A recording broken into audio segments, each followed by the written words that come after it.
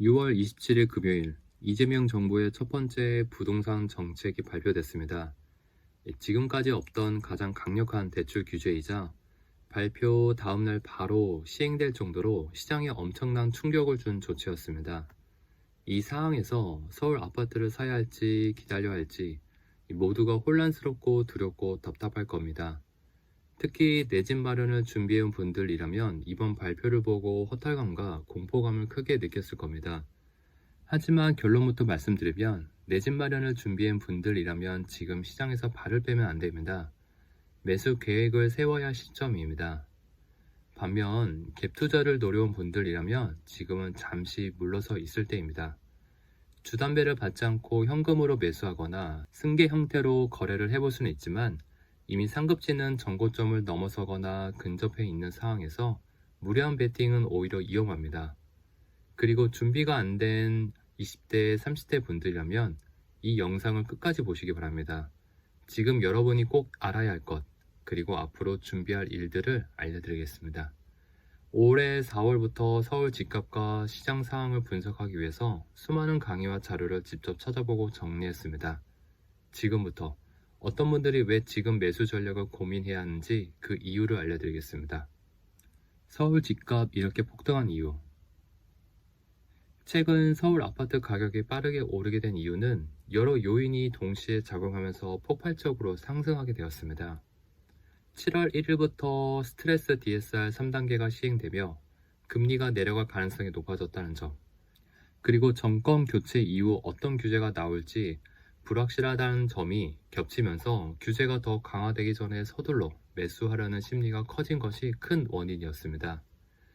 거기에 문재인 정권부터 다주택자 규제가 지속되는 상황에서 이 똘똘한 한 채를 선호하는 현상과 양극화된 소득 상황도 한몫하게 되었습니다. 영세한 업체나 자영업자들이 내수 경기 침체로 심각한 부진으로 폐업률이 점점 높아지고 있지만 반대로 대기업에 다니는 맞벌이 부부는 연봉 1억이 넘는 고소득 가구들도 이제는 흔히 볼 수 있게 되었습니다. 이렇게 소득 격차가 심화되면서 고소득 가구들이 수십억대 대출을 받아 더 좋은 지역으로 이동하려는 수요가 집값 상승의 큰 동력이 되었습니다. 627 부동산 정책의 핵심 내용은 이번 부동산 정책의 핵심은 크게 두 가지로 나눌 수 있습니다. 첫째는 가계대출 총량 관리 강화입니다. 정부가 은행의 대출 총량을 50% 줄이라는 지침을 내리면서 하반기에는 시간이 지나갈수록 대출 한도가 부족해져 신규 대출을 중단하는 은행들이 나올 가능성이 커졌습니다. 특히 실수령자나 신혼부부나 많이 이용하는 정책 대출 한도가 25% 줄어들어 신생아 특례 대출은 최대 4억 원, 비딘돌 대출은 2.4억으로 낮아졌습니다. 둘째, 주택담보대출 규제 강화입니다.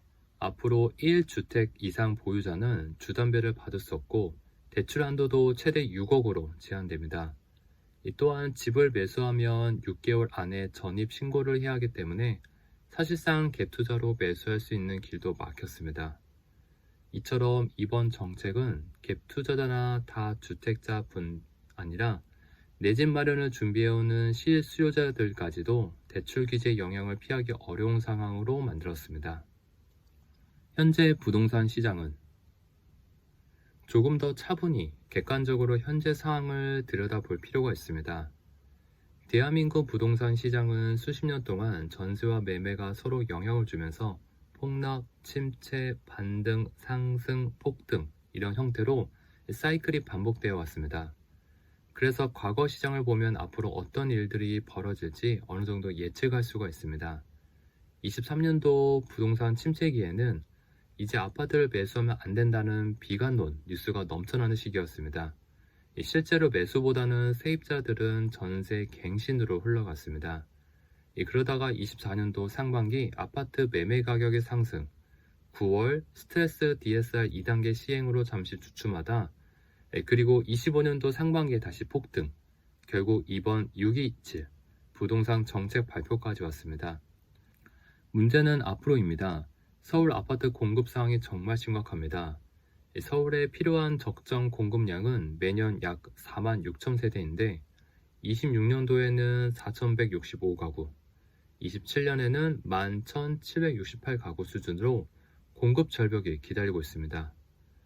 올해 계약 갱신권이 끝나는 세입자, 거기에 서울로 들어오고 싶어하는 수요자들까지 새 아파트는 부족한데 전세 가격은 상승은 불보듯 뻔한 상황입니다.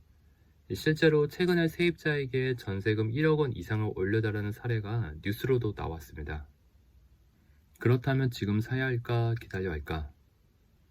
결국 전세 가격은 실거주 수요의 신호입니다.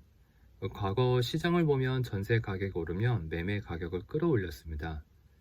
전세금을 올려달라는 돈이 너무 크다 보면 차라리 조금 더 대출을 받아서 내 집 마련하자, 이런 심리가 형성되면서 매매 가격의 하방을 받쳐줍니다. 지금은 반등 구간으로 매매 가격이 크게 떨어지기 힘든 구간으로 들어섰다고 볼 수 있습니다. 물론 이번 정책 영향으로 고가 아파트 호가는 예전처럼 1억에서 2억씩 치솟는기는 어렵겠지만 8억대에서 10억대 아파트는 비교적 영향을 덜 받을 수가 있습니다. 왜냐하면 연봉 1억 이상의 대기업 맞벌이 부부라면 이 대출 규제 조건 하에서도 생애 최초로 최대 6억 원 대출에 2억 정도의 자본금으로 8억대 구축 아파트를 살 수 있기 때문이죠. 만약에 회사 대출까지 끼면 10억대 아파트도 충분히 가능합니다. 지금은 사람들 마음속에 이제는 더 이상은 집을 못 사겠다라는 생각이 박혀 있지만 시간이 지나가면서 규제 환경에 적응하고 계산기를 두드려 보니 이 정도면 사도 되겠다라는 흐름이 다시 만들어질 수가 있습니다. 그렇게 또 매수 바람이 불면 가격은 올라갈 수밖에 없습니다. 그래서 전세 만기가 6개월에서 12개월 정도 남은 분들이나 내 집 마련을 원래 계획하신 분들이라면 지금 시장에서 발을 빼면 절대 안 됩니다. 다만 반드시 생각해야 할 세 가지. 어느 정도 수요가 있는 주변 가격과 비교해 납득이 가능한 가격인가? 내 상황에서 감당 가능한 것 중 가장 좋은 아파트인가? 최악의 경우 가격 하락, 더 좋은 매물 출연해도 후회하지 않을 자신 있는가? 이 세 가지 조건을 만족하지 않는다면 월세로 살면서 기회를 엿보는 것도 전략이 될 수 있습니다. 마지막으로 사회초년생이나 무주택자 분들은 이번 급등장과 대출 규제를 보면서 서울 아파트는 아예 못 사는구나 하고 허탈하실 수 있습니다. 하지만 부동산 사이클은 반복됩니다.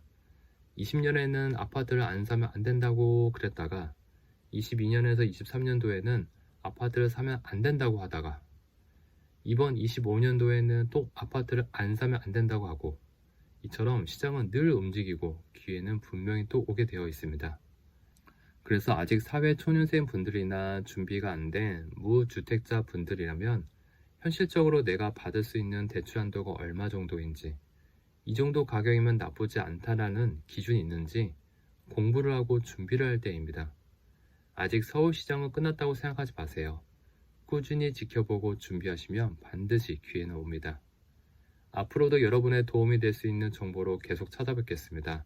영상이 도움이 되셨다면 구독과 좋아요 잊지 말아주세요. 감사합니다.